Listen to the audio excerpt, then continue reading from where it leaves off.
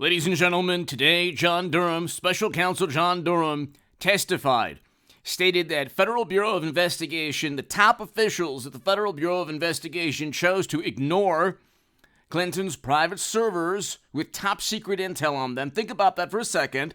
How do you transfer classified data from secure government servers onto once unencrypted servers belonging to the Secretary of State, Hillary Clinton, under President Obama's administration? How does that? It's not even possible from a cybersecurity perspective. It is not only damaging to national security, it's a cybersecurity and national security nightmare. They had servers for 4 years that President Obama knew about, but then lied and said he learned from CNN. He had emailed Clinton. But the Federal Bureau of Investigation said, okay, that's legal. Or I should say, the Honorable James Comey stated there was no intent to, of course, intentionally run servers outside of the United States government, siphoning classified data. You can watch the short on this channel, the Honorable James Comey. He stated, well, no reasonable prosecutor would indict. They found an unreasonable prosecutor, apparently, in Jack Smith, who will lose his third major case. He lost John Edwards, and then Bob McDonnell, the Virginia governor, overturned unanimously by the Supreme Court. They're not going to get Trump on anything. Trump will not spend even 1 second in jail or prison. On the other hand, you can't say that with certainty because Hunter and probably Clinton, probably Hillary, but I think Hillary will be the 24 nominee for the Democratic Party, but very likely a new attorney general, if Trump regains the Oval Office, and I think he has a very good chance. A new attorney general will look at actual felonies and crimes committed by Democrats. Hunter's laptop, there are serious felonies, okay? Emails asking him to alter U.S. foreign policy, according to the New York Post. Numerous crimes with Clinton servers. Like, not only serious felonies, it is impossible and not lawful. It is not possible from a legal perspective to run servers outside of the United States government. That being said, you're going to need a new attorney general and a new Department of Justice. The rebuttal from Democrats will be, oh, you're politicizing. You're going, no. If you engage in crimes, then you're going to actually be convicted for those crimes. Trump didn't engage in any crimes. If the precedent is that you can run servers outside the U.S. government, and then you go after Trump for boxes, sorry. The servers are highly illegal. The boxes as a former president, there is a precedent for. There's no precedent for servers, okay, that President Obama knew about. Also, the National Archives, I believe it was 30 million documents that were digital, became digital. 30 million documents from President Obama's administration. That's almost certainly to hide those documents. We've never seen them. And how do you not have classified material in 30 million or so documents during an administration? Okay, the whole thing, like when they found 55 email chains or 155 or 100, I forgot the exact amount of email chains. And they say, well, she had a certain amount of classified data. For 4 years, you expect us to believe that Clinton only had that classified material? I mean, you're a Secretary of State. Everything you're touching is classified. And it's going through a cell phone in 2009, running through servers outside the U.S. government. But anyway, Adam Schiff was censored officially. So that's going to be on his resume forever.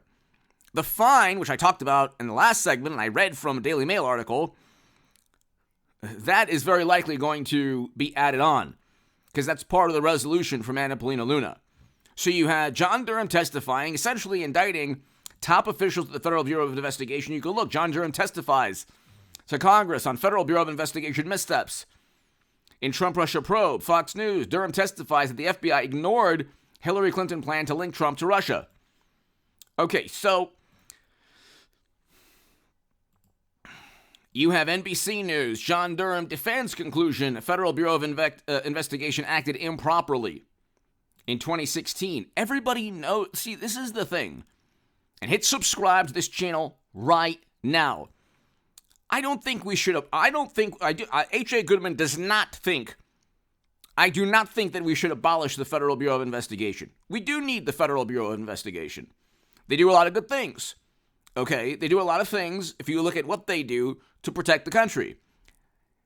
We do not, however, need any government agency, including the Bureau, siding with the Democratic Party or the Republican Party. If you have servers outside the U.S. government, then you get indicted and convicted. It's not difficult. If you have boxes as a former president, and the precedent from Bill Clinton, Bush, and others is very similar, you shouldn't get indicted.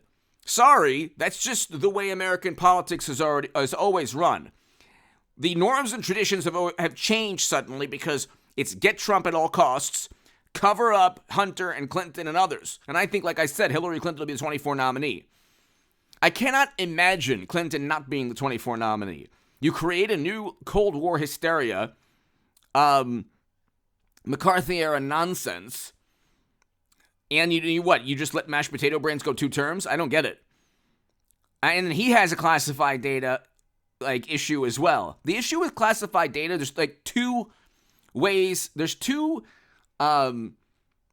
standards, or there's 2 ways to look at it. You can utilize the issue of classified data to just target a political opponent. You could say, you have a classified document from 1968.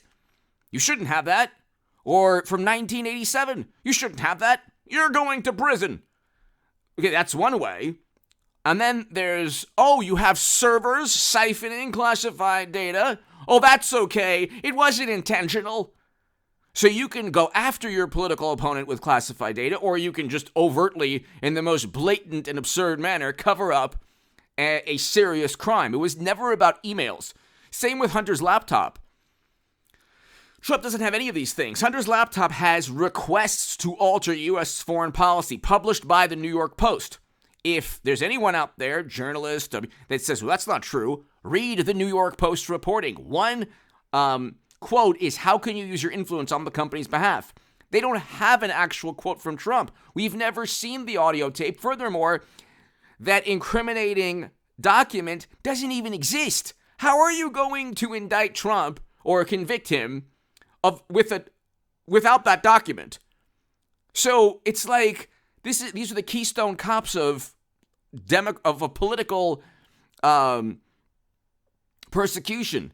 They're just throwing everything at the wall and seeing what sticks. They're not going to get Trump. Trump will not even 1 second go to prison or jail, because none of the indictments against him have any merit or any evidence. There's 0 evidence. There's a mountain of evidence with Clinton servers, Hunter's laptop, and the money going to Joe, the big man, within Hunter's own laptop. We live in a country where the media is so effective. I would say powerful, but the word is effective and deceptive, and half the country that votes Democrat, okay, a little over half the electorate, they will willingly ignore the most blatant criminality and convince themselves that Trump is the, Al Capone of politics, while they actually commit rampant crimes. And they're treated in a manner that no other American would be treated. Then they talk about supremacy and all that. So it's like a complete racket. And poverty rates have gone up with Democrats in office. Poverty rate hit its lowest. We had record low poverty with Trump. What is the rebuttal? We had record highs in household median income. I read an article from a very, very left-leaning publication. Oh, Trump is not the anti-war president. Oh, yes, he is. Oh, yes, he is. We didn't have a never-ending military conflict in Europe with Trump. We do with Biden. He brought Americans home, okay, with the Doha Agreement that Biden completely botched. It wasn't Biden that brought Americans home. It was Trump with the Doha Agreement. You think Democrats, including mashed potato brains, wanted that? No. That's why they reluctantly, abided by the agreement. But it was a May 1st, 2021 withdrawal. May 1st. So you have these, stupid arguments. Oh, well, Trump he's not a pacifist. But he was the first president to step foot in North Korea. Okay, he had the Abraham Accords, Doha Agreement. He removed Americans from another theater of conflict. The Pentagon lied to him and didn't want to do that. What president is going to go up against intelligence agencies also? So anyway, hit subscribe to this channel right now.